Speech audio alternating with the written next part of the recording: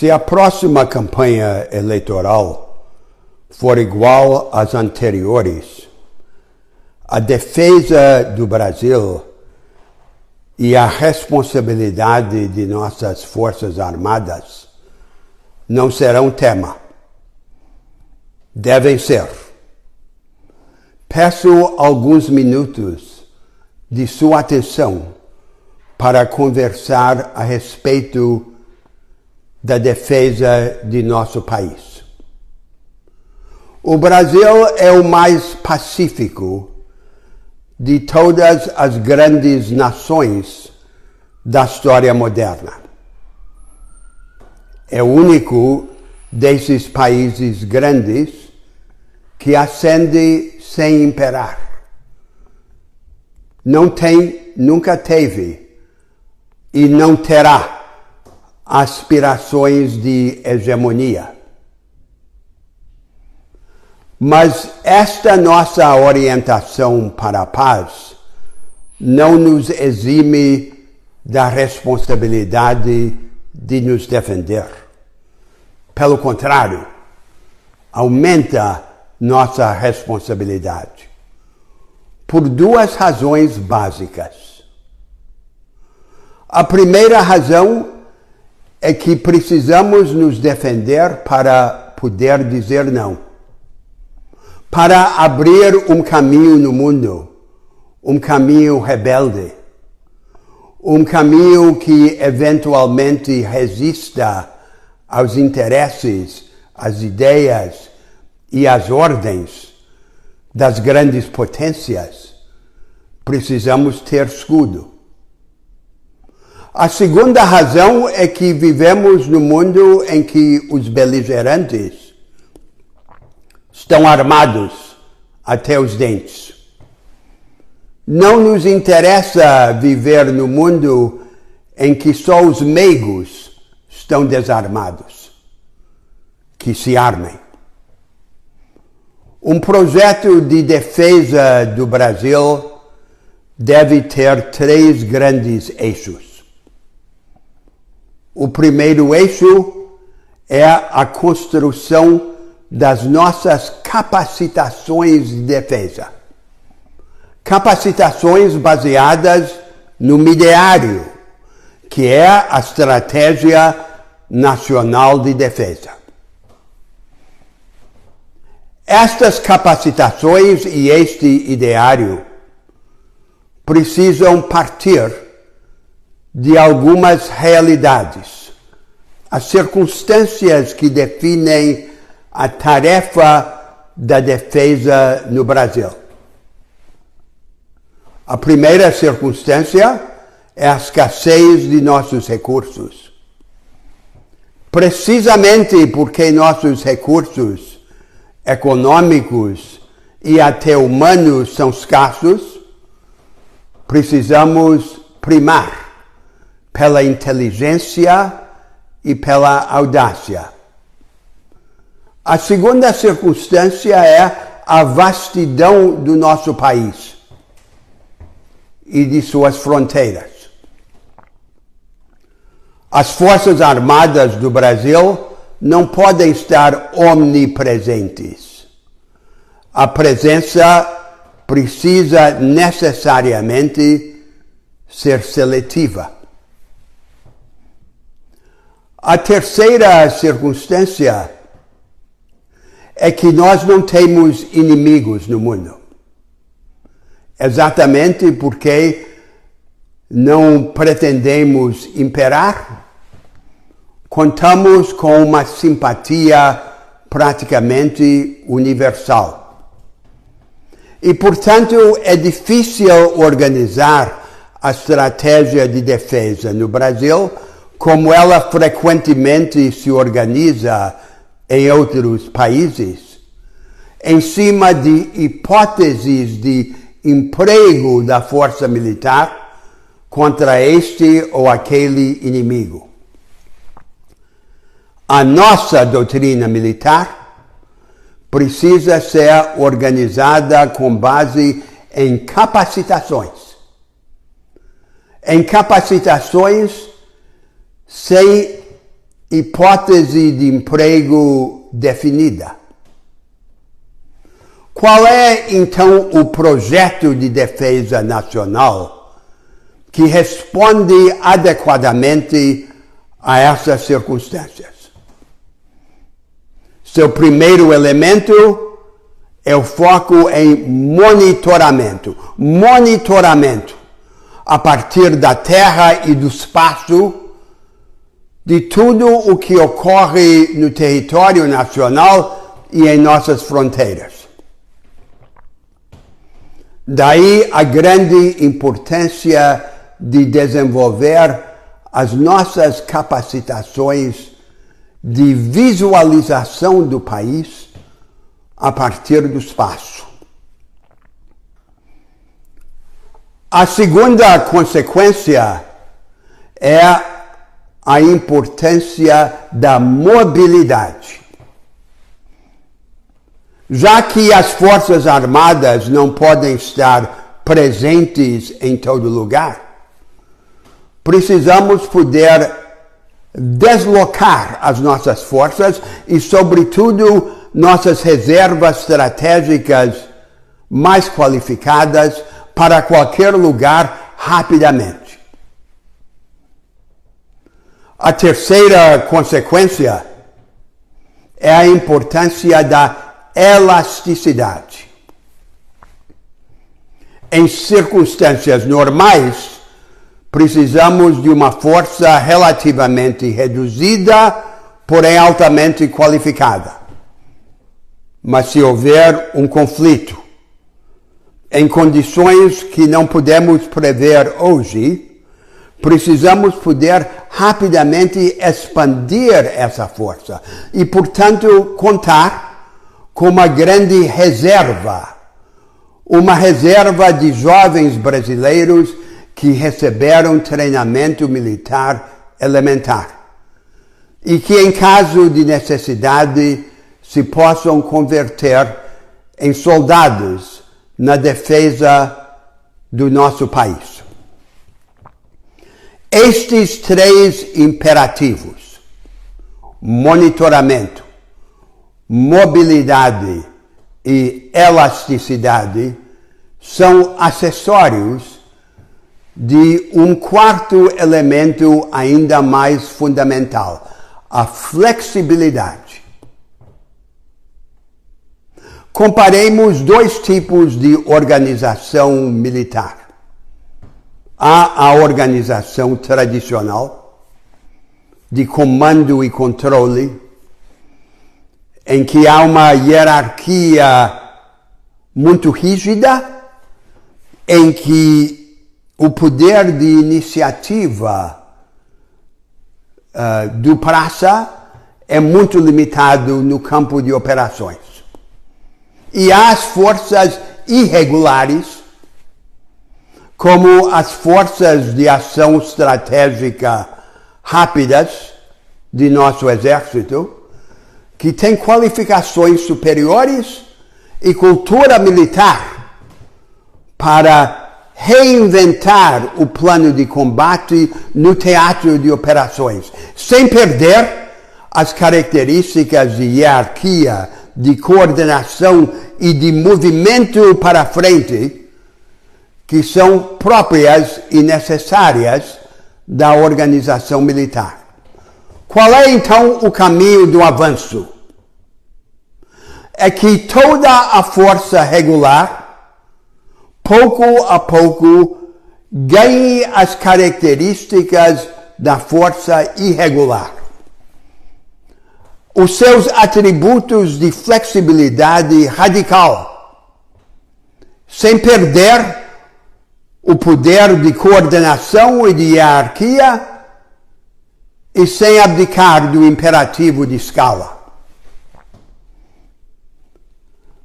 É um compromisso que se manifesta com maior clareza com respeito à força terrestre, o exército. Todo o exército deve ser, pouco a pouco, reorganizado a partir do módulo de brigada, Para ganhar essas características superiores, características de doutrina e de capacitação, apoiadas pelo instrumental tecnológico necessário. Mas os mesmos atributos devem ser também dominados com as suas características próprias pela Marinha de Guerra e pela Força Aérea. Este é o primeiro grande eixo do projeto de defesa de que precisamos. Já antecipado com clareza pela Estratégia Nacional de Defesa, transformada em lei em 2008.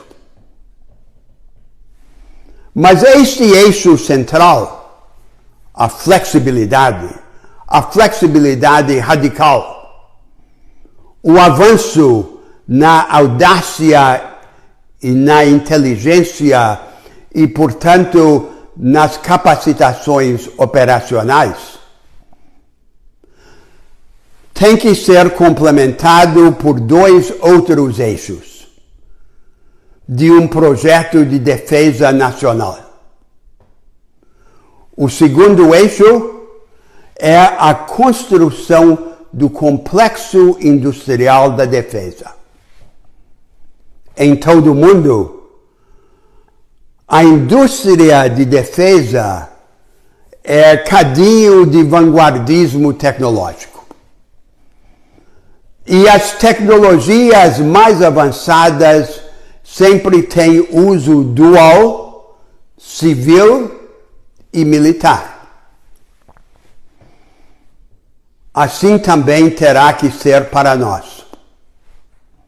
Uma das deformações do nosso complexo tradicional de indústria de defesa tem sido justapor pesquisa avançada com produção rotineira. Não. A pesquisa avançada deve ser a retaguarda da produção vanguardista. E esta produção vanguardista precisa estar assentada simultaneamente nas unidades produtivas das próprias Forças Armadas e na empresa privada. Mas uma empresa privada com características especialíssimas. Essas empresas privadas que complementariam a ação do Estado no complexo industrial da defesa precisam ter um regime jurídico especial que respeite suas características e responsabilidades. Um regime que, por exemplo, exima estas empresas das regras gerais de licitações. Mas em troca destas exceções, o Estado deve ter em cada uma dessas empresas vitais para o complexo industrial de defesa um poder, uma voz estratégica, uma participação, como, por exemplo, o chamado Golden Share, que permite ao Estado, ainda sendo acionista minoritário, vetar decisões da empresa privada e orientá-la para as responsabilidades da defesa nacional. Há 3 áreas em que esse vanguardismo tecnológico na defesa é especialmente importante: a cibernética, a espacial e a nuclear. E cada uma dessas 3 áreas é vital para o desenvolvimento da produção civil vanguardista no Brasil. Aproveitemos esta afinidade natural entre a vocação militar e a vocação civil do vanguardismo tecnológico e produtivo. A área nuclear apresenta problemas especiais. O Brasil renunciou 2 vezes ao uso militar da energia nuclear, por Constituição e por lei. Mas é vital que esta nossa decisão de abdicar dos armamentos nucleares jamais seja uma imposição de impotência tecnológica e científica, mas, ao contrário, uma decisão deliberada do país, sujeita a mudanças e circunstâncias no mundo. Daí a importância de desenvolver no país o uso pacífico da energia nuclear e até mesmo da propulsão nuclear, não do armamento nuclear, de instrumentos de nossas forças armadas, como é o caso da propulsão nuclear dos nossos submarinos. O primeiro eixo do projeto de defesa é, portanto, a cultura da flexibilidade radical. O segundo eixo é o desenvolvimento no complexo industrial da defesa do vanguardismo tecnológico e produtivo.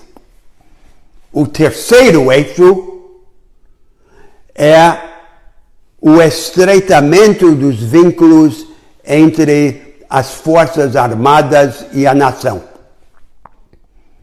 A Estratégia Nacional de Defesa em 2008 rejeitou a proposta de profissionalizar as nossas Forças Armadas, como fizeram muitos países ricos no mundo.